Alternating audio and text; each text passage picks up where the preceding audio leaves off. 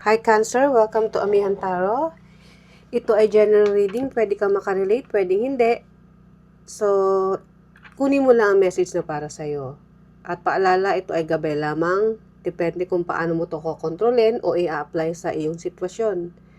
At para sa napadaan sa aking channel, please subscribe, hit the notification bell, share, comments, and like na rin po. Lalo na kung makaka-resonate ka sa reading na ito.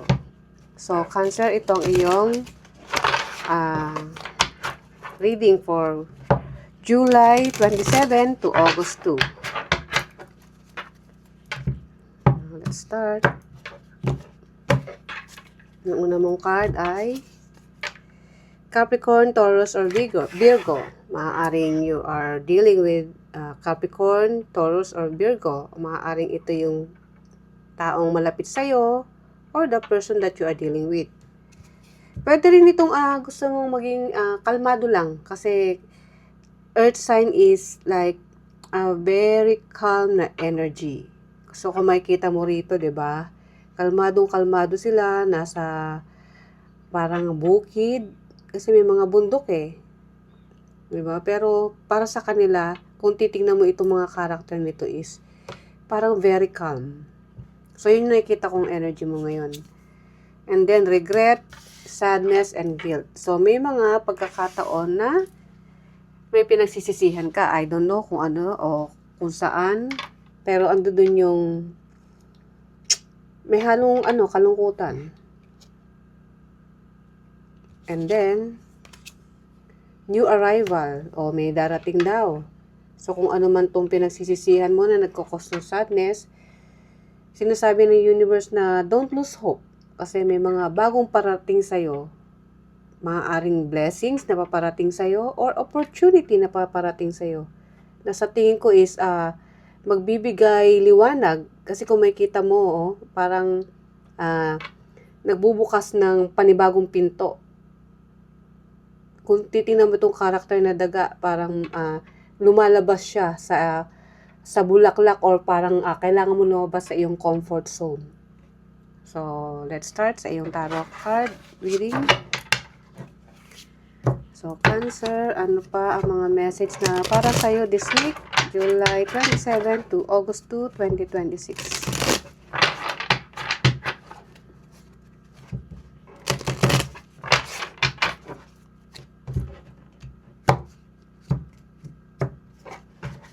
Ang iyong overall energy, Cancer, is 3 of Cups, celebration.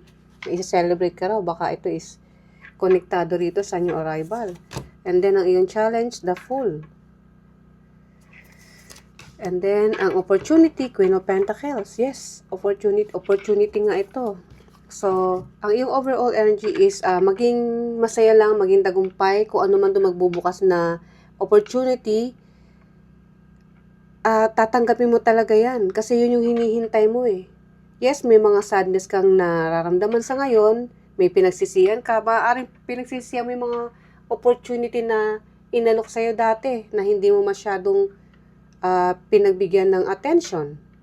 That's why nagkukosay ng sadness, kasi ngayon ito yung time na nangangailangan ka. Diba?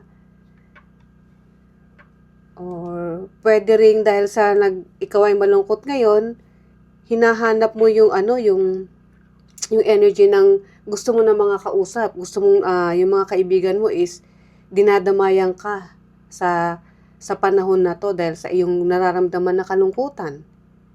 Pwede rin ganun na nangangailangan ka ng kausap. 'Di ba tayo pag may mga problema, yung ibang tao kasi pag may problema, gusto lang nilang mag-isa. Kumbaga, masyado nilang pinifeel kung ano yung lungkot na nararamdaman nila. Pero sa'yo, nakita ko na gusto mo ng taong i-comfort ka. Yung mga sa tingin mo is mapagkakatiwalaan mo, mapagsasabihan mo ng problema mo. So, yun yung nakita kong energy mo for this week. And then, ang iyong challenge, the Fool. Kung sa tingin mo, may nanloko sa'yo at ginawa kang, alam mo yung parang, ang nakikita ko rito is nagtiwala ka, but then, parang sinamantala yung pagiging mabait mo. Kasi, ang sa sarili mo, ang mo lang is gusto mo lang na masaya, lahat is okay, everything is fine, Pero may mga tao talang nagte-take advantage sa mga taong inosente sa mga gawaing hindi maganda. At iyon is ikaw. Pero ngayon, kahit gusto mo ng new beginning, parang nahihirapan ka pa rin. Nandun yung, yes, may parating. Yes, gusto mo ng success or gusto mong maka-move forward. But may mga energy ka pa rin na,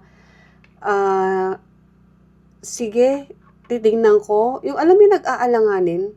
Pero the Fool is bahala na, taking a chance.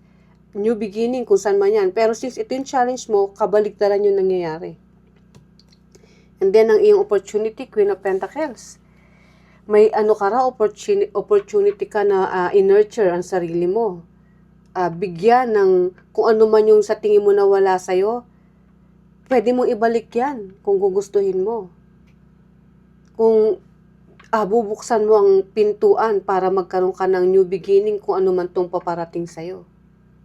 So, let's clarify. So, Cancer, ano tong 3 of Cups na iyong energy for this week? The Tower. The Tower is ang energy na biglang nagbago, biglang nawala sa'yo. Kasi nawala yon dahil kailangan na mawala. So, ang energy mo ngayon is kailangan mong buuin yung sarili mo at tumayo uli. Kaya nga gusto mo ng may kausap, di ba? Para sa'yo, doon ka magsisimulang i-heal yung sarili mo. Buuin uli kung sino ka dati.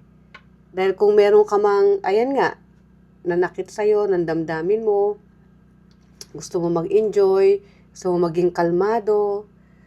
So, yung papasok sa'yo na mga blessings na darating, yan yung tingin mong magbubuo ka uli ng panibagong bubuksan mong opportunity sa'yo. So, iiwanan mo na yung mga energy na hindi ka binigyang halaga. Na parang after ng mga pinagsamahan nyo is nawala na lang bigla na nag-cause sa'yo ng pagkabigla din na hindi mo inaasahan. But then, andito ang iyong 3 of Cups, so pinipilit mong paglabanan kung ano man yung nangyari. Okay, the Fool, ang iyong challenge.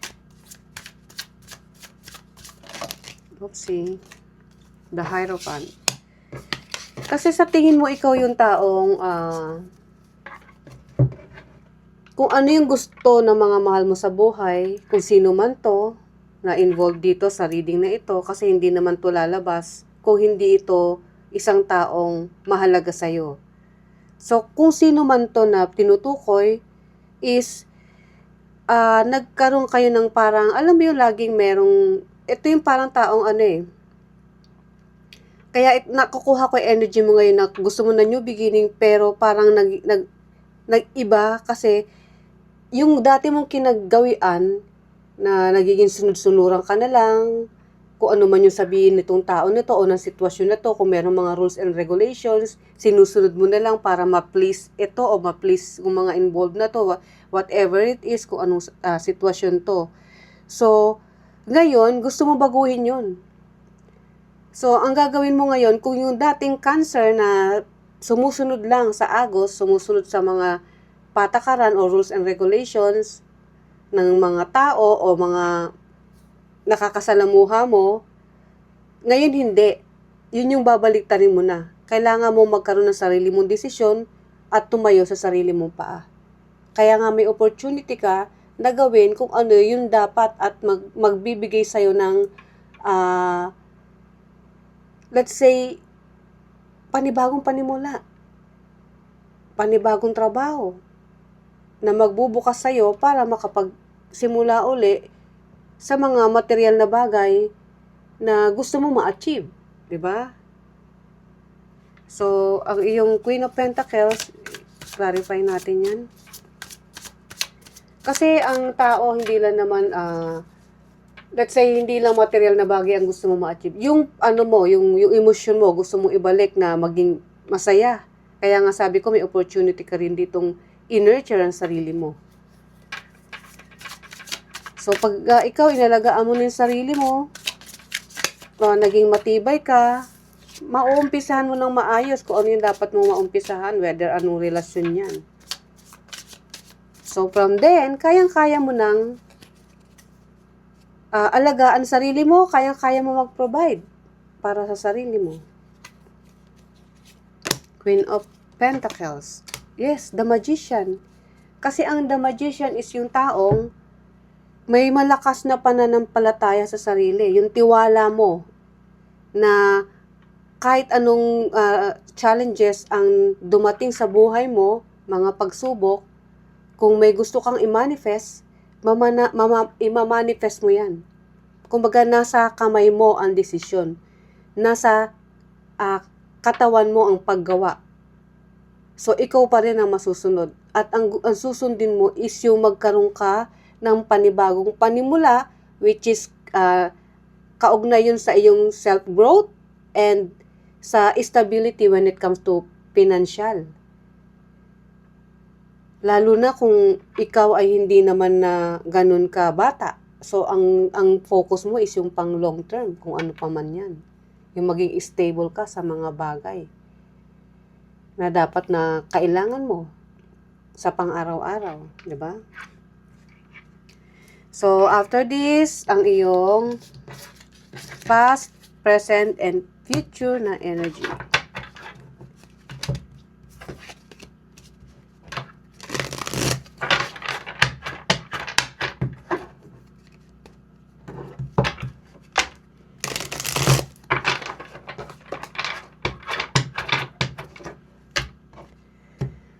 Universe, ano yung mga messages na paparating kay Cancer this week? So, ang iyong past energy is 7 of Pentacles. Ang present, the Devil. And then, ang iyong future is 9 of Wands. So, 7 of Pentacles. Ito yung time na dati umaasa ka na lahat ng pinagpaguran mo, lahat ng pinagbigyan mo ng atensyon is magiging maganda ang bunga o outcome. Kumbaga, ikaw yung taong matiisin. Tiniis mo lahat. Basta sa tingin mo, ikabubuti ng relasyon o ng sitwasyon, kaya mo magtiis. Ando dun yung nangangarap ka na kahit magkaroon ng problema, mareresolba. Yun yung energy mo. Laging sinasabi mo, everything will be fine. Pero, yun nga, ito ngayon, meron kang pagsisisi. Dahil, kung ano man yung tower na nangyari, hindi mo kayang pigilan yun. So, kailangan mo pa rin mag-move forward. And then, ang iyong present is the Devil. So, pilitin mong maka-move on. Kasi kung hindi, mai-stuck ka sa sitwasyon na feeling mo biktima ka. Na, kaya may time dito na kahit gusto mong bumangon, let's say gusto mag-umpisa, di ba? Ito yung present mo ha. Mangangarap ka, okay, may magbubukas na opportunity. But then, bigla mo marirealize na meron kang pinagdaanan yung mga trauma mo. So, mai-stuck ka ngayon.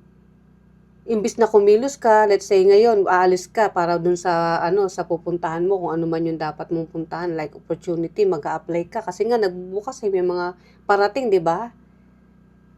Hindi mo itutuloy kasi nga, feeling mo, nadadown ka, ang bigat ng pakiramdam mo. So, yun yung mga aalisin mo ngayon. Kasi baka maaring maging sagabal yan. Imbis na mapabilis, babagal. And then, in the future, 9 of Wands. Sinasabi rito na kung gusto mong makita yung magandang resulta, Cancer, at magkaroon ng liwanag o silbi, yung gusto mong marating in the future, kailangan mo magpakatatag. Kumbaga, isipin mo na lahat na nangyayari na challenges sa buhay mo is just experience na ang tao habang nabubuhay, may mga pagsubok na dumarating. At masakit man, pero kailangan mong tanggapin kung ano man yung nagkukos ng sadness sa'yo. This time is nangyari dahil kailangan mangyari. At doon, nadagdagan yung tibay mo. Kung dating ano ka na, matiisin or palaban, marami ng experience, ito nadagdagan uli. So, kung ano man yan, kakayanin mo pa rin. So, let's clarify. Seven of Pentacles. Six of Wands. Okay. Kasi in the past, ang focus mo lang naman is yung magandang relasyon, magandang sitwasyon. Gusto mo nang may paglago kung ano man yung mga interest mo sa buhay.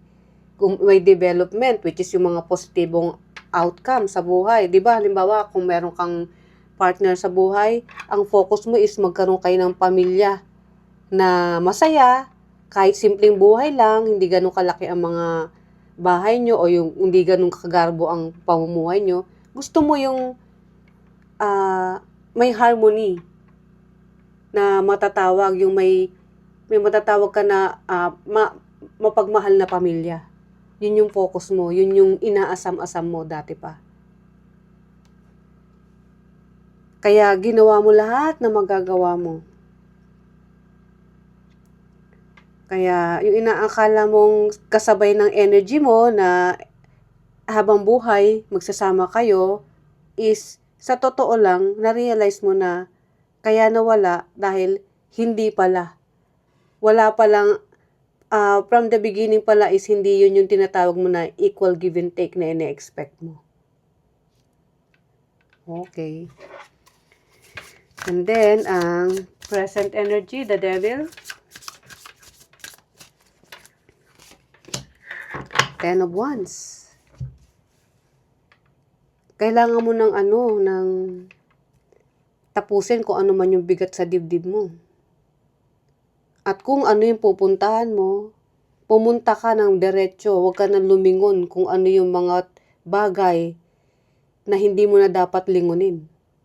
Kaya nga kung makikita mo to, 'di ba? May bigat, kumbaga meron siyang dala-dala, may pasanin. Pero kung ano man 'yan, dire-diretso siya. Oo, karga mo yung pasanin, pero pupunta ka sa tinatawag mong magkakaroon ng sa'yo, ng panibagong panimula. Kung ano man tong new beginning na to o yung pabarating sa'yo. Kumbaga sasalubungin mo yan, kung ano man yung blessings na ibibigay sa'yo ni universe, at hindi mo na kailangang lingunin pa kung ano yung mga nakasakit na challenges na naranasan mo o nararanasan mo sa ngayon. So, wag mo na raw dalhin yung bigat sa pupuntahan mo. And then, in the future, Nine of Wands. Pero alam mo, in the future, nakikita ko na bukod sa matatag at kumbaga yung experience is marami ka na naranasan. Kahit ano pang challenges ang mangyari, kakapit ka pa rin. Kumbaga hindi ka susuko. Para sa'yo, ayan na yan, ilang pagsubok na yung dumating sa akin eh. So handa ka pa rin kung ano man yung pupuntahan mo. Kung meron pa rin bang challenges dyan along the way, it's okay. At least, diretso kang pupuntahan yan, whatever it is, or uumpisahan yan. Diba? The Star. Alam mo yung pagiging matatag at matyaga mo? Isa yan sa yung at the same time, dun mo napapatunayan kung gaano ka katatag. At dahil dun, lagi mong iniisip na hindi ka dapat mawalan ng pag-asa. Na darating ang araw na kahit, yes, ako yung gagawa ng buhay ko, pero umaasa ako na dahil sa mabuti ang hangarin ko, may mga taong tutulong sa akin. Hindi man literal na tao, maaaring ang Panginoon na may kapal is laging nakagabay sa'yo. So, iniisip mo na hindi ka iiwanan ni universe o ng ating Panginoon. At nararamdaman mo yan. So, ando dun yung pagiging malakas yung yung pananampalataya mo. Na kung ano man yung mangyayari, nandyan yung Panginoon sa likod ko. And yes, nakikita ko na yun nga, lalo na kung isa kang mabuting tao at ang hangarin mo lang is yung laging maganda o sa ikagaganda ng sitwasyon. Kumbaga walang halong panloloko. Kaya nga dati ang ugali mo is kung ano na lang ang sabihin sa'yo at sa tingin mong tama, sinusunod mo. But actually, minsan may mga tao na sasamantala ng kabaitan ng isang tao. At yun, sa panibagong simula mo, hindi mo na uulitin yun. Diba? Kumbaga meron ka ng sariling pananaw o meron ka ng magiging boundaries sa isang tao. Yes, magtitiwala ka pero ando dun yung makikiramdam ka na, ando dun yung iisipin mo ba kung susundin mo o hindi. Kumbaga marunong ka na, natuto ka na sa buhay. So, Cancer, ito ang iyong reading. Ay, wait. Meron pa pala, last message ni Universe. Knight of Wands, Ace of Cups, and Four of Wands. O, see? Alam mo, Cancer, sa pagiging, malakas yung fighting spirit mo, isa yon sa magdadala sa'yo na, ito kasing Ace of Cups is new beginnings. Kumaga, ito na yung panibagong panimula na binubukas sa'yo ni Lord o ng universe. That's why may new arrival dito. At yun yung ibibigay mo. Yung effort, yung pagmamahal, yung hard work. Kung ano man tong relationship na uumpisahan mo sa iyong new journey. Kasi ito, panibago to Ace of Cups, ang new beginning para sa'yo. At ang isa sa mga magdadala niyan is yung pagiging spiritual mong tao. Yung malakas kang manalangin na kahit ano pang mangyari, may kakampi ako. Diba? Literal man na tao na tutulong sa'yo, kasi may Four of Wands dito So may mga makakasama ka along the way kung saan man yung pupunta mong trabaho. Let's say trabaho yan May mga tutulong sa'yo at hindi ka nag-iisa. At alam mo yan, nararamdaman mo. So Cancer, ito ang iyong reading. I hope nagustuhan mo. See you ulit sa ating mga susunod pang reading. Bye!